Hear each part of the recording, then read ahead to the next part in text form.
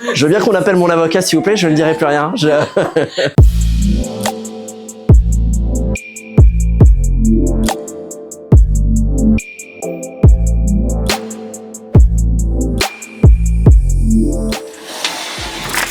Salut, moi c'est Reda, ça s'écrit R-E-D-A, ça vaut 5 points si vous jouez au Scrabble. Je fais de la magie depuis à peu près 20 ans. Aujourd'hui, je suis également président du Cercle Magique de Paris. J'ai commencé la magie en 2006, purement en amateur. Suite à ça, j'essaie de perfectionner mes numéros dans le cadre d'hôpitaux et également dans le cadre d'associations qui me sollicitaient. J'ai commencé à faire des prestations un peu plus professionnelles. À ce moment-là, moi j'étais étudiant, je faisais une école de commerce. Et puis à un moment donné, je me suis dit, pourquoi pas professionnaliser toute la chose. Aujourd'hui, je travaille à mon propre compte en tant qu'illusionniste et puis j'accompagne également des artistes dans le cadre de l'événementiel.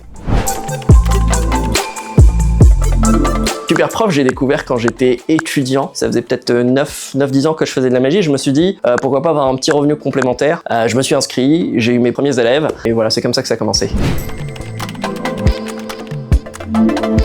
N'hésitez pas, si vous en avez envie, si quelque part il y a une voix qui vous dit ou qui te dit d'y aller, la magie ça sert beaucoup à pouvoir s'exprimer, à pouvoir aussi s'affirmer socialement dans un groupe de personnes.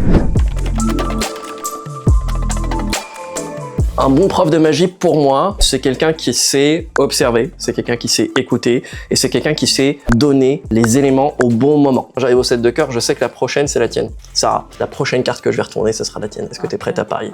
Là, tu laisses exprès la carte un peu visible. La personne se dit, jamais de la vie, il va la voir. T'es sûr? There you go. Pour moi, mon professeur, il sait comprendre l'élève qu'il a en face de lui.